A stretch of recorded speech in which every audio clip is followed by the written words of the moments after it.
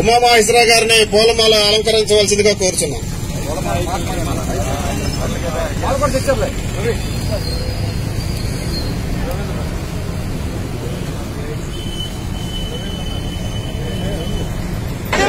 కార్మిక కర్షక ఐక్యత, వర్ధిల్లాలి రైతు పోరాటాలు.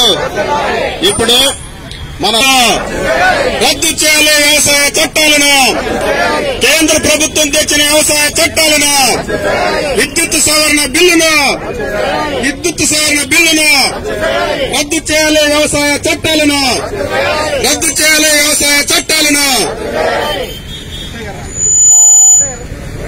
ఇప్పుడు మన వచ్చినటువంటి వాళ్ళందరూ కూడా గాంధీ గారి చిత్రపటానికి మహిళలు ప్రసాదరావు గారికి మన కేశవరావు గారిని దండ ఇవ్వాల్సిందిగా కోరుచున్నాము. అట్లానే సూర్యనారాయణ గారికి మన సాంబశివరావు గారు దండ ఇవ్వాల్సిందిగా కోరుచున్నాము. సాంబశివరావు గారు, రవీంద్రనాథ్ గారు.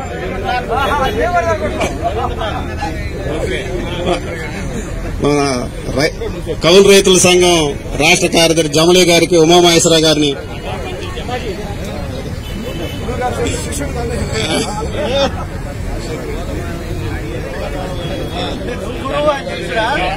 పూలమాల అలంకరించవలసింది. ప్రెస్ క్లబ్ నాయకులు.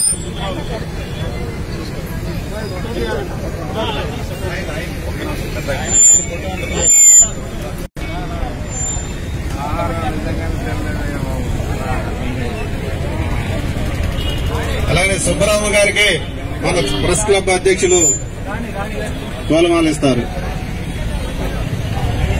అలానే మహిళా సంఘం నాయకురాలు రాణి గారిని కేశవరావు గారు పూలమాల ఇవ్వాల్సిందిగా కోరుతున్నారు.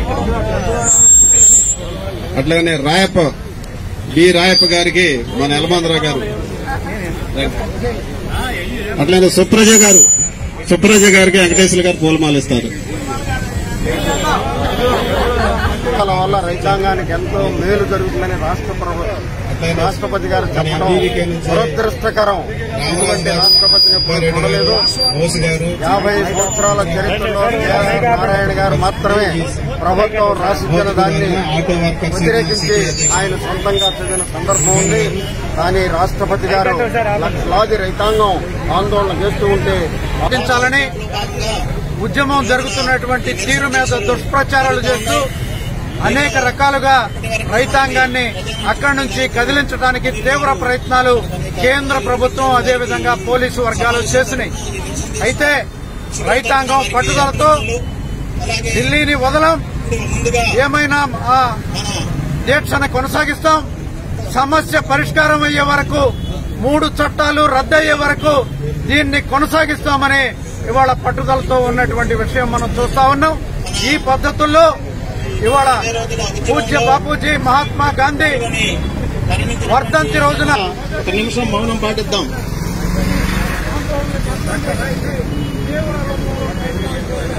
అయినప్పటికీ ఇది కొనసాగుతా ఉన్నది.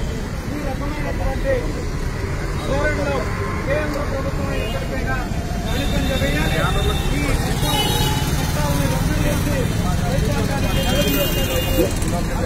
జోహార్ అమరవీరులకు,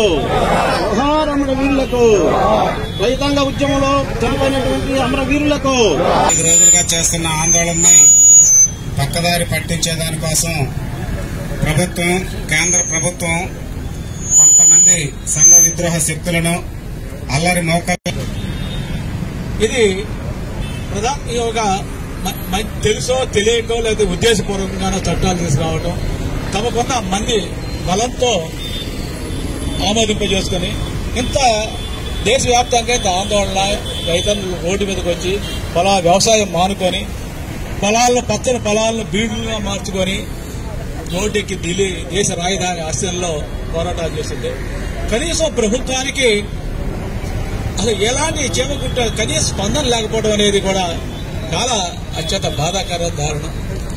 ఈ విధంగా వీళ్ళకి మద్దతుగా ఢిల్లీలో జరుగుతున్న పోరాటాల మద్దతుగా ఇటు సిపిఎం, సిపిఐ అనుబంధ రైతు సంఘాలన్నీ కూడా, రైతు కూలీ సంఘాలన్నీ కూడా మన ఊరు వాడ కూడా రైతుల్ని కూడా చైతన్యపరిచేందుకు కూడా చేస్తున్న ప్రయత్నాలు జరుగుతున్నాయి. నిర్వహించిన మహాత్మా గాంధీ గారు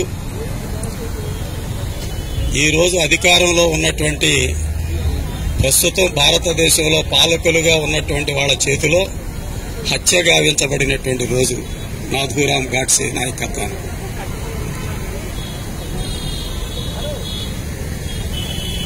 ఈరోజు భారత రైతాంగం ఆ మహానుభావుడు ఒక మాట స్పష్టంగా చెప్పారు, మహాత్మా గాంధీ గారు, భారతీయుల ఆత్మ గ్రామాల్లో ఉంది అని. ఈరోజు ఆనాడు నాథూరామ్ గాడ్సే గాంధీ గారిని హత్య చేస్తే ఈరోజు భారతీయ ఆత్మని గ్రామీణ ప్రాంతాల్లో ఉన్న రైతాంగాన్ని హత్య చేయడానికి మోడీ పూనుకోవటం ఇదేదే కాకతాళీయంగా జరుగుతుందని అనుకోమాకండి. ఒక పథకం ప్రకారమే జరుగుతున్నటువంటి దాడిగా మనం గమనించాల్సినటువంటి అవసరం ఉంది. అందుకే ఈరోజు ఆయన వర్ధంతి రోజున మనమంతా దీక్ష పూనుతున్నాం. ఈ దీక్ష సంకేతం ఈ భారతదేశంలో మా ఆత్మల్ని అమ్మేవాడో మా ఆత్మల్ని హత్య చేసేవాడో ఎవడన్నా వస్తే వాడికి వత్తాసుగా వచ్చే వాళ్ళందరికీ కూడా తగినటువంటి గుణపాఠం చెప్తాం, ఖబర్దారని చెప్పడం కోసం ఈ రోజు మనం దీక్ష పూనుతున్నాం. చూశాం మన చలపతిరావు కూడా చాలా ఆవేదనగా చెప్పాడు. జర్నలిజం ఎంత ఎల్లో జర్నలిజం గాను, అంటే ఎల్లో అంటే ఆంధ్రదేశంలో ఎల్లో కాదు, మొత్తం దేశవ్యాప్తంగా కూడా వాస్తవాల్ని మరుగుపరిచేటటువంటి దాన్ని ఎల్లో జర్నలిజం అంటాం. అటువంటి ఎల్లో జర్నలిజం ఈరోజు ముందుకొచ్చి రైతాంగ పోరాటాలను అయితే బలపరచలేదు కానీ ఆ పోరాటాన్ని విచ్ఛిన్నం చేయడానికి సంఘ విద్రోహ శక్తులు దీనికి కారణం 26వ తారీఖున ఎర్రకోట మీద చేసినటువంటి దానికని చెప్పి పుంకాలుగా ప్రచారం చేయడానికి పూనుకోవటం విషాదకరమైనటువంటి పరిస్థితి. అంతవరకు ఆగల ఈ దేశ ప్రథమ పౌరుడు నిన్న పార్లమెంటులో మాట్లాడుతూ చాలా స్పష్టంగా చెప్పారు.